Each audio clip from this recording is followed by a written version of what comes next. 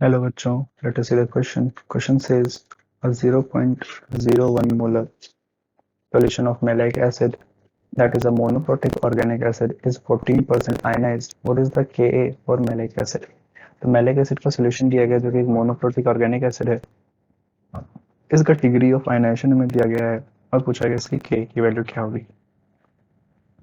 सबसे पहले देखते हैं maleic acid की बात कर लें. तो maleic acid का स्ट्रक्चर कैसा होता है? ये होता है कुछ इस तरह से.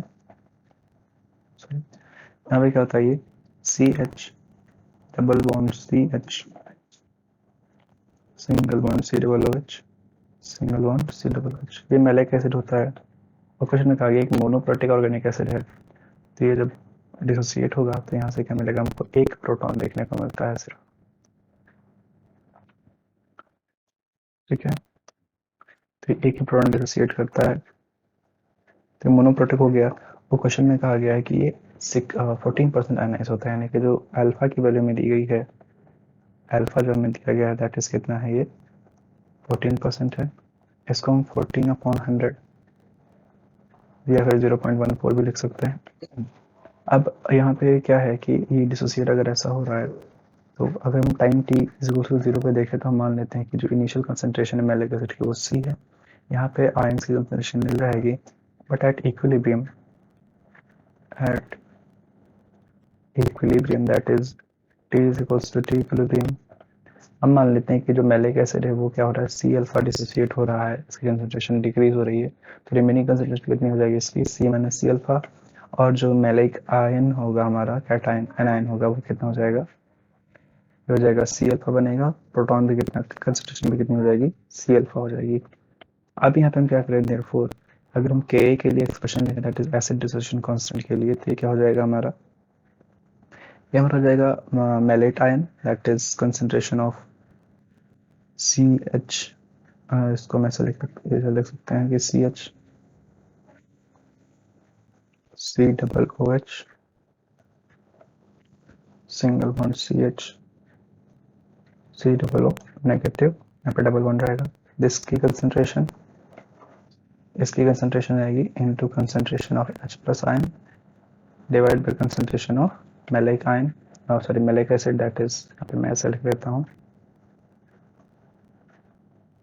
Malic acid. ठीक है, अब इनकी कंसंट्रेशन हमें दी गई है. अभी हमने देखा इक्विलिब्रियम पे ये मैलिक एसिड कंसंट्रेशन है, ये उसके एनायन की कंसंट्रेशन है और ये प्रोटॉन की कंसंट्रेशन है. इन सब वैल्यूज को यहाँ पे सब्स्टिट्यूट करते हैं तो हमारे पास क्या आ जाएगा?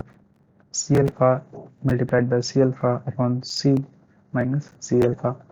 इसको अगर थोड़ा सिंप्लीफाई करें तो this implies K is to C square alpha square. C common लेंगे तो 1 माइनस अल्फा बचेगा यहाँ पे. दिस इम्प्लाइज यहाँ से एक C से C कैंसिल हो जाएगा. Ka की वैल्यू क्या आ जाएगी? C alpha square upon 1 minus alpha. ये Ka की वैल्यू आ गई. ठीक है, अब यहाँ पे हम देखेंगे हमको कौन कौन सी वैल्यूज दी गई हैं क्वेश्चन में. क्वेश्चन में अल्फा की वैल्यू दी गई थी और साथ में हमें कंसंट्रेशन भी दिया गया है मैलिक एसिड का दैट इज C हमें कितना दिया गया है? 0.01 मोलर, या इसको हम कैसे लिख सकते हैं? 10⁻⁻² मोलर. ठीक है, तो ये C की वैल्यू दी गई है, अल्फा की वैल्यू भी दी गई हमारे पास. इन सबको अगर हम सब्स्टिट्यूट करें K के एक्सप्रेशन में तो therefore Ka is equal to क्या हो जाएगा? C that is 10⁻² multiplied by यहाँ पे क्या हो जाएगा? अल्फा की वैल्यू, अल्फा यहाँ पे क्या है? 0.14 इसका स्क्वायर डिवाइड बाय 1 माइनस 0.14. यहाँ पे हम जो है अल्फा 1 माइनस अल्फा को 1 नहीं एज्यूम करेंगे क्योंकि अल्फा की वैल्यू यहाँ पे सिग्निफिकेंट है दैट इज 14% है, तो इसलिए इसको भी हम कंसिडर करके चल रहे हैं. अब यहाँ पे क्या हो जाएगा? इसको जब सॉल्व करेंगे तो ये हमारे पास जो फाइनल आंसर निकल के आएगा that will be 2.3 multiplied by 10⁻⁻⁴. ये हमारा आ जाएगा एसिड डिसोसिएशन कांस्टेंट और malic acid under the given conditions. Options में मैच करें तो ऑप्शन ए हमारा इनकरेक्ट होगा, ऑप्शन बी हमारा करेक्ट आंसर हो जाएगा, ऑप्शन सी और डी भी मैच नहीं कर रहे हैं तो option B will be the final answer for this question. I hope you understood. Best of luck.